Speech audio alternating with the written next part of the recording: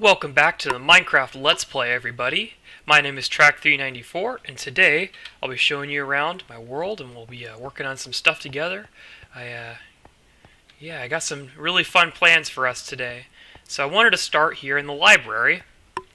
As you can see, I've been busy working away. I've been killing some cows, I've been making some bookshelves, and now we can do level 30 enchantments. Let me show you. Right there.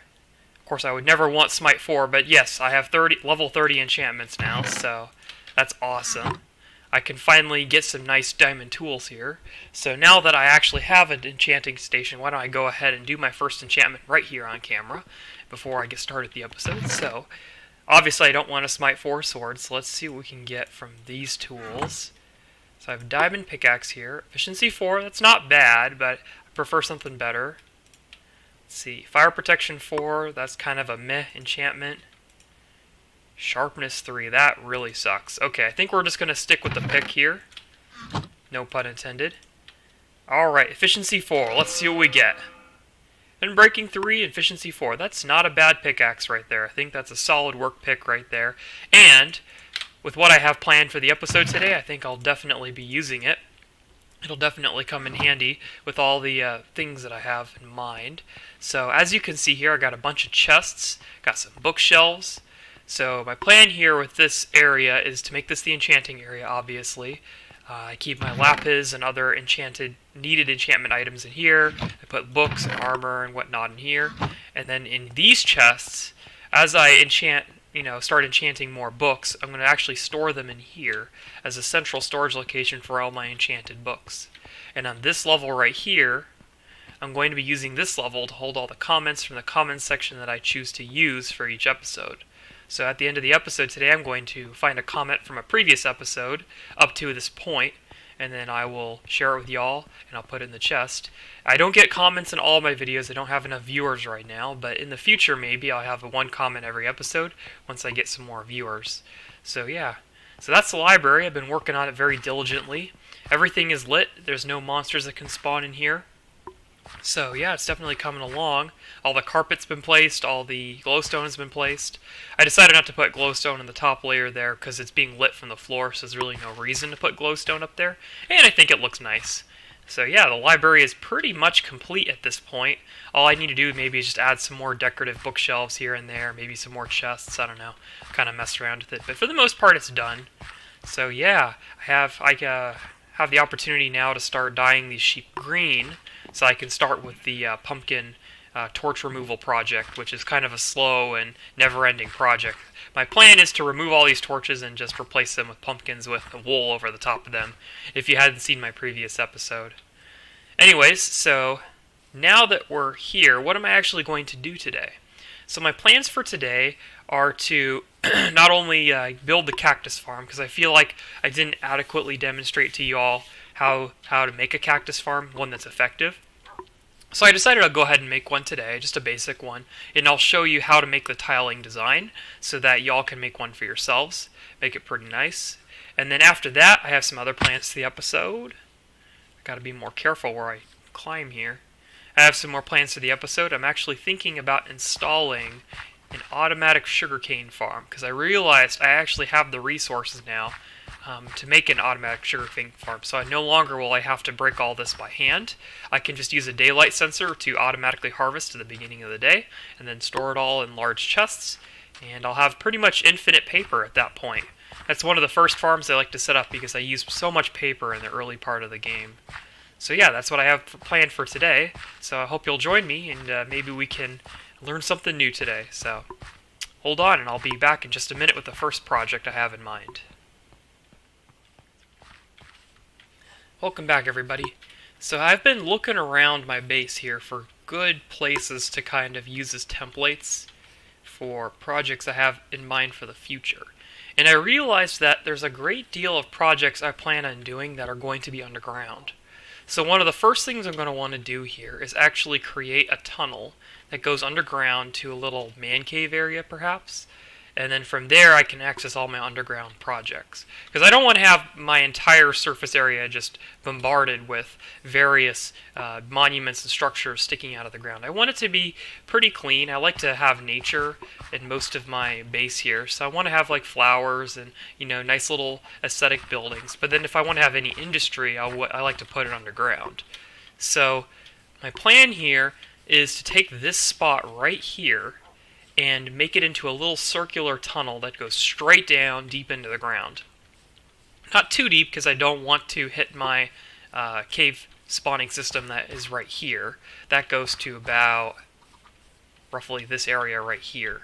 So if I go too deep, I'm actually going to hit that, and then I'll start having problems with monsters.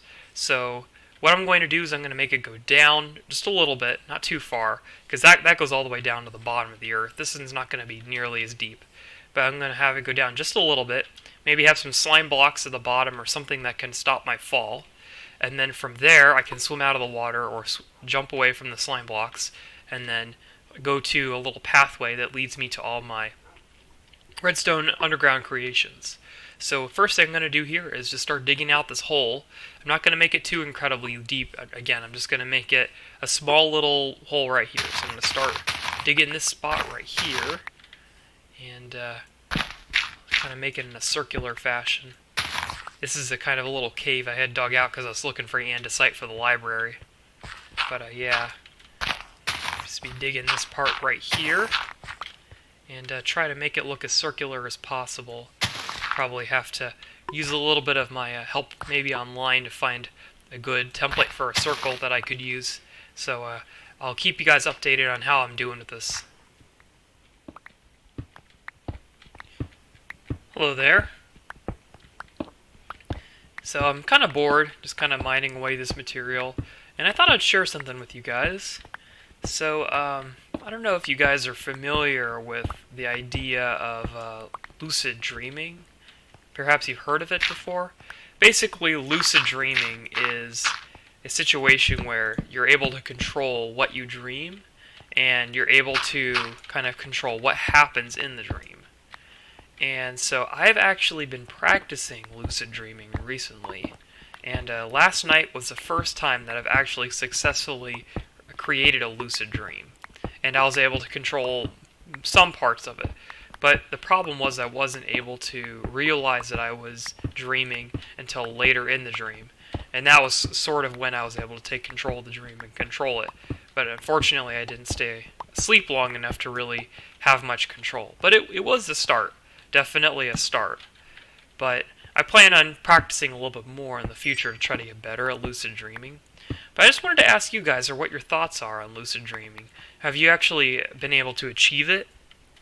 Maybe you have some suggestions for me to help me achieve a deeper sleep so that I can have a better lucid dream. I know that in order to have a lucid dream, you have to seed the dream that you want to have by participating in that activity in real life that you want to do in your dream, because your dreams are usually based off of your memories.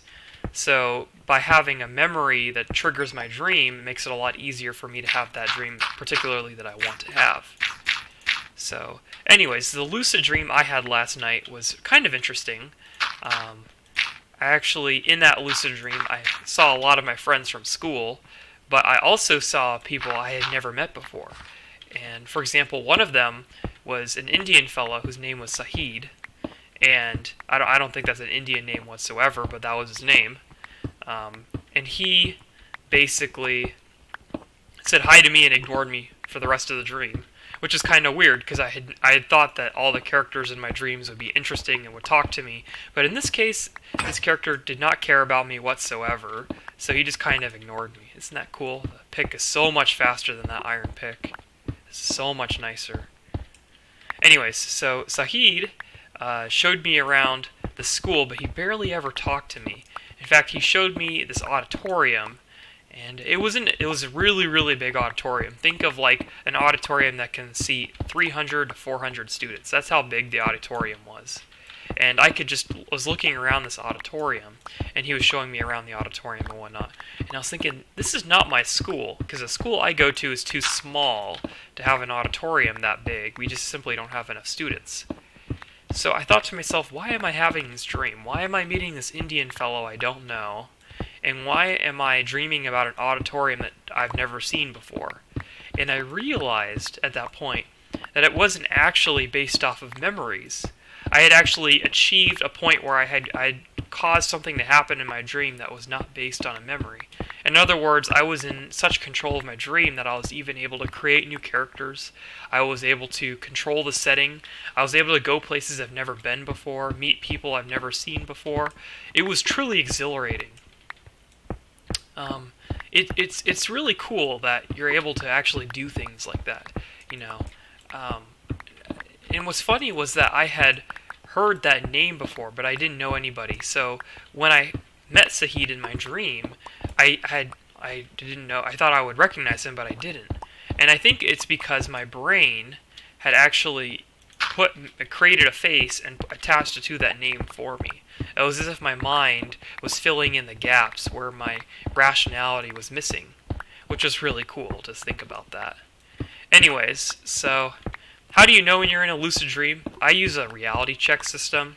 So basically, I try to stick my finger through my hand. It's actually good to try doing those reality checks every now and then in real life, just because if you don't do a reality check, sometimes you can get confused about whether or not you're in an actual lucid dream or not. So just a little bit of a note for anyone who wants to try lucid dreaming. Make sure that you're really careful about it, and that you always make sure that you're in a lucid dream before you do anything, because there have been cases where people thought they were dreaming when they're not, and it just makes for a lot of awkwardness. So yeah, make sure you do a reality check before you do anything in the lucid dream. That's what I did, and I was able to successfully verify that I was indeed in a lucid dream. And at that point, I was able to take control and do whatever it is I pleased. In this case, I created new characters and explored places I've never been before, which is really cool. So one of the things I want to do next in my lucid dream is to try to go maybe to like a city or go flying, or just do whatever it is I want to do in real life that I can't do in real life. Like defy physics, that kind of cool stuff. So anyways, I'm here to drop off this extra cobblestone because I don't want my inventory to fill up. Basically, I plan on digging down that hole just a little bit more, probably about another 5 or 10 blocks, and then I'm going to start making pathways in all directions. And then I can start adding my little contraptions in those hallways. For now, it's just going to be stone brick. I just simply don't have enough other building blocks right now to make it look really nice. I might have a little bit of andesite, but yeah, this is how deep I've managed to get the hole so far, so it's looking very good. I just have to fill this area in now with stone bricks just to kind of give it a basic decor. So yeah, definitely share with me what you think about the lucid dream idea that I had and I shared with you guys. Maybe you could share with me in the comments section a lucid dream that you might have had, and again, techniques that you would recommend to me so that I can achieve better lucid dreams. Anyways, I'm going to get back to digging this hole, and I'll get back to you guys when I'm ready to start the next project. Hello again. So, what was probably a few milliseconds for you has been another 20 to 30 minutes for me. So let me show you just what I've finished so far. So I went ahead and made this cool little tunnel, go into a pool of water so I don't take any damage. I don't have slime blocks, so I'm just going to use water for now. I might replace this in the future. And I have a cool little foyer right here in this little area. Pretty nice, and then I can make tunnels in all directions to my pleasing.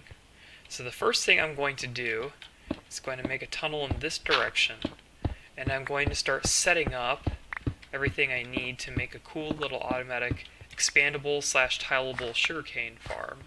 I'm definitely going to start that right about here. I'm just going to start digging out the area, plan on making it pretty small to begin with, but in the end it's going to look really nice, and all the items are going to come together to one spot, and it's just going to be really great. And I can just walk down here, pick up my sugarcane, or even have like a minecart come and pick it up maybe in the future when I have a really big storage system, whatever it might be. I can just put it right here and not have to worry about anything.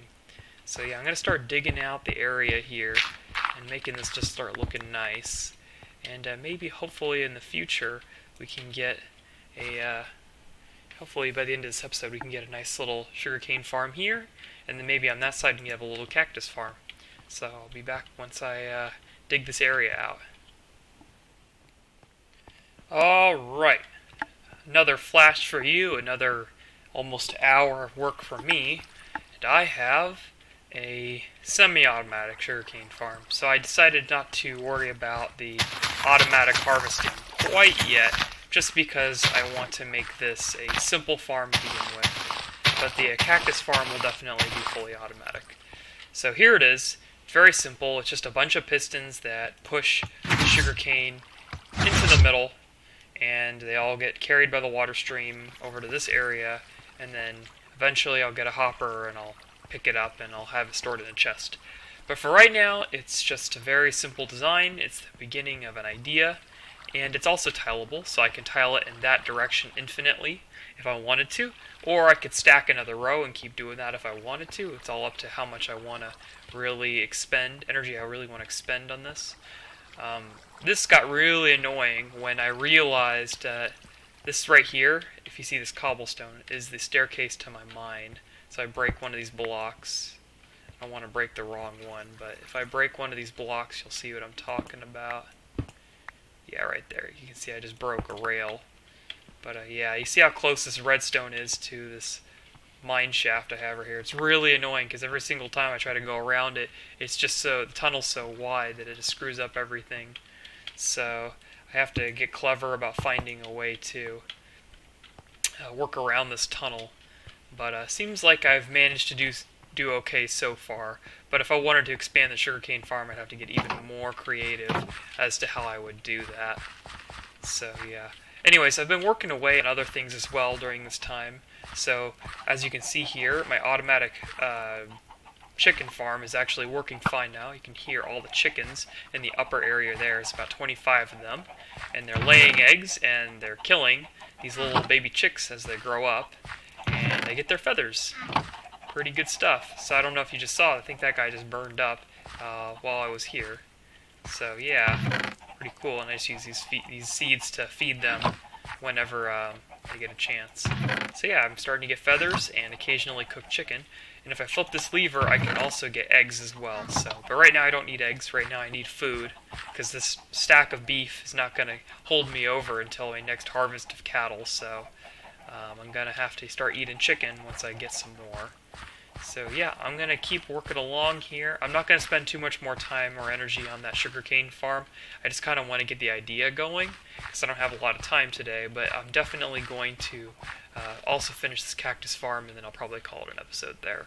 So yeah, I'm going to keep working away here, and I'm going to show you guys my idea for how I'm going to make the cactus farm. So let me go ahead and collect some supplies, and I'll see you in just a minute. Alright everybody, so this is how you make an automatic cactus farm. It's pretty simple. First thing you have to do is count out 8 blocks in one direction that you want all the items to go in. So I want all my items to collect right here. So I counted 8 blocks in this direction and then made a water stream, so whenever I throw an item, it immediately stacks up in that little cube. From there, I counted 8 more blocks laterally in this direction, so that when I place a bucket of water, all the items will flow to this water stream, assuming that all this right here is solid water blocks. Right now it's not, so you don't have to worry about getting thrown around by the water, but when I'm done with all this, I'm definitely going to put some water down. Right after that, count 1 block up, take out your half slabs, and put a upside down half slab just like that. Place your first block right here, which is going to be 1 block away from the corner, right here, floating in midair. Take your stone slabs and just start building out. Once you get to about this point, start breaking off every other slab. I would break it about here. Now, you technically cannot put a cactus along this wall, so what I'm going to do is I'm actually going to just chip this entire wall right here away, so that I can put cactuses right here to get 4 rows of cactus instead of just 3. But I'll do that off camera. But you need to have this wall right here non-existent, so that when I place a cactus right here in this area, it won't get destroyed by this wall. Anyways, Once you have your rows like this, start counting, placing your half slabs like that. Break every other one. There you go. Now in this case, I'm thinking I'm actually going to, because now I have the similar situation right here with this wall, but the problem is if I dig in this wall out, then that water stream will not connect to this one. So it might be a better idea for me to grade out this wall and then just place these half slabs here. Obviously I'm not very good at planning these sorts of things, but I'm just going to give you guys an example so you get an idea of how to make a cactus farm. So once you figure out the dimensions so that none of the cactuses are touching the walls, the next thing you want to do is get out your sand. Place your sand blocks like this. Get out your cactus. Place them like this. I can't place one right here because if I do, it's just going to break. See how it doesn't let me place the block? Next step, get out your glass. And you don't want to waste too much glass, so the best thing to do is to place a block like this, not one there. Take out your glass panes, place it right there in the corner, break that block. Now, whenever a cactus forms right here, I can't place one, but when it does form right here, it's going to detect this glass pane right here, and then it'll break. Let me give you an example. I'll break that glass pane, place a cactus here, place a solid block here. Watch what happens. Breaks, just like that. And that's what's going to happen every single time one of these cactus decide to grow. And that's pretty much it. So at this point, I could dig farther up as far as I want to go, and I can just keep tiling this on top of this cactus. And the place you want to start it is right about right here. Let me just make one little half slab right here. So you take your solid block, place it right there. Take your solid upside down half slab, place it right here. I can't place it here because then it'll break the cactus, so I want to place it right here. And then at this point, I would paste my other one right there, get out my sand, put it here, and if I had more space, I could put my cactuses in my glass pane, and I could tile that design upward as far as I want to go. So that's basically the idea behind this cactus farm.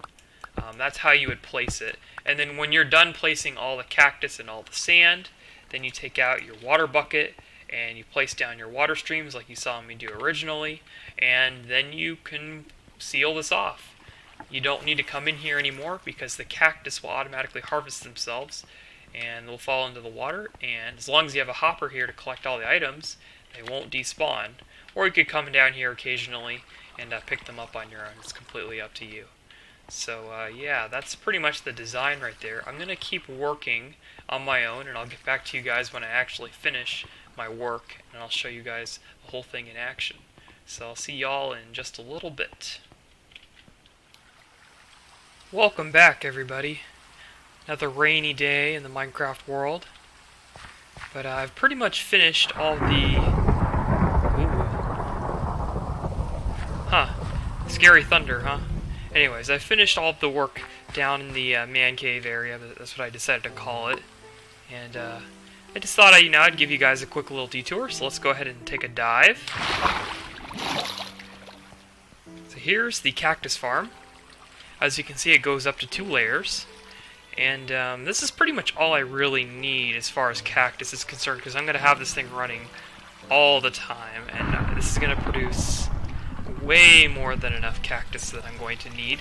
So I'm going to go ahead and place down a hopper here and a chest just to collect all the cactus, and I'll check on it every now and then just to get an idea of how my farm is doing here. So, man, that thunder is really violent, but hopefully I can get through this section here without getting too many interruptions.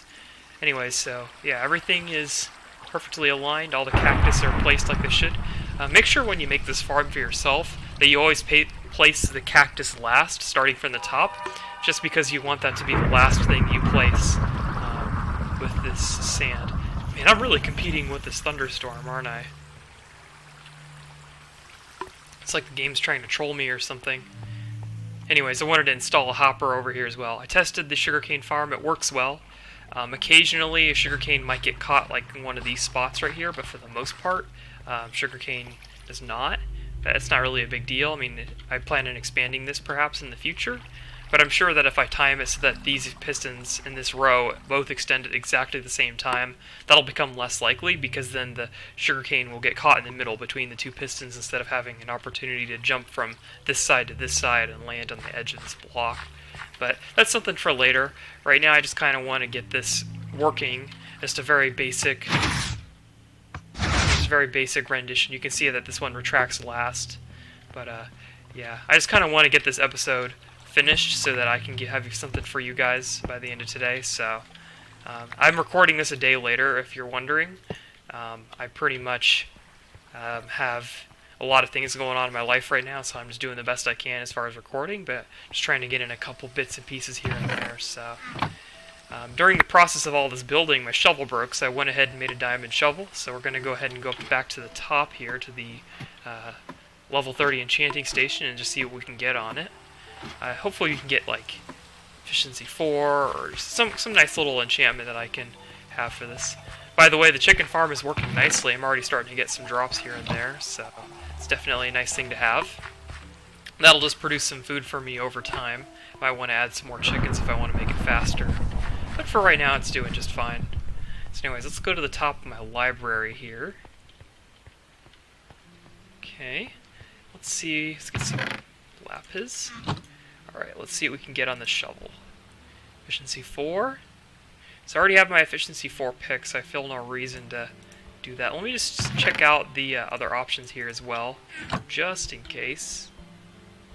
Ooh, sharpness 4, that's tempting. Protection 4, that's also tempting. That's useless.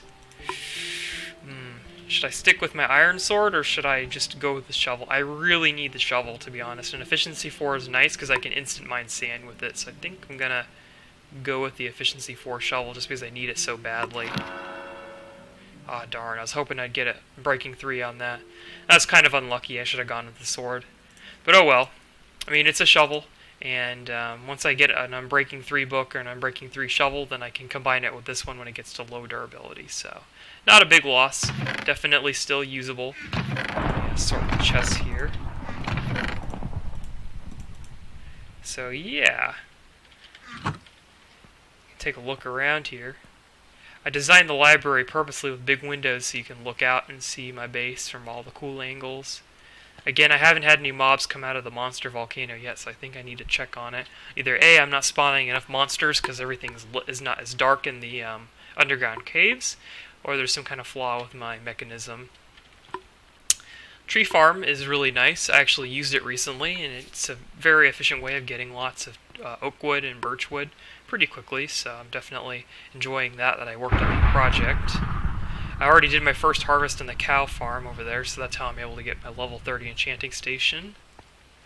Let's see what else is over here. Sheep farm has been very useful. I'm actually going to, once I get some green dye, I'm going to go ahead and dye them green just so I can get started on the pumpkin project. I keep hearing thunder, but I never see any of the lightning.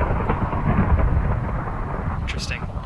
Anyways, cozy cottage looks really nice, even from this angle. And that garden served me very well. I'm harvesting it quite often. So yeah, things are coming along nicely in this world. Definitely say that we are moving along very nicely. But yeah, I think I'm going to go ahead and man, that lightning is just trying to distract me or something. I don't know. Anyways, I'm going to go ahead and do the comment of the day, and then I'll wrap things up. Alright, so here's the comment of the day for you guys. This is from episode 1 of my Let's Play, the very first one that I posted, and this is by Waiki Elite, one of the first people to actually recognize my videos, and he said, "Not bad for your first video. Keep up the good work, man. Can't wait for the next one." Well, thank you, Waiki. I really appreciate your comment on my first video there. That was actually what convinced me to continue on to episode 2, because I wasn't sure if I should continue making Minecraft videos even after the first episode. often with projects like this, it's really what you need is just a little bit of inspiration to get you started, and then you're off to the races, and then you're actually doing it on your own. So now that I've got a couple episodes under my belt now, I can safely say that I definitely want to continue with this. I believe this is actually episode 10, so I'm already off to 10 episodes now, so I think that definitely marks a significant point in this series, and I definitely want to continue well into the future if possible. So again, thank you very much, Waiki. I really appreciate your insightful comments. And of course I'm going to be attacked by phantoms while this is going on, or it's really nice. But anyways, so that's pretty much everything I have for you guys today. I'm being attacked by phantoms, and I'm being attacked by thunderstorms, but definitely thank you. Ah! Die already! There we go. Anyways, let me put my armor back on before I die here. Really appreciate you guys' support. Really appreciate all you're doing for me, leaving all these insightful comments and really just encouraging remarks in my videos. It's really nice to have, and I definitely want to continue to do things like this whenever you guys encourage me like that. So, anyways, thank you very much for your support. Remember to rate, comment, and subscribe to my videos. If you have any helpful advice you'd like to give to me or ideas you'd like to see me do in this world, go ahead and leave them in the comments section, and then maybe leave a like in this video or subscribe to my channel if you want to continue to see me make more videos in the future. I try to churn out at least one a week if possible, given my very busy schedule, but then again, you guys have been very supportive of me even though I have such a bad schedule. So anyways, thank you very much for watching my video, and I'll see you next time.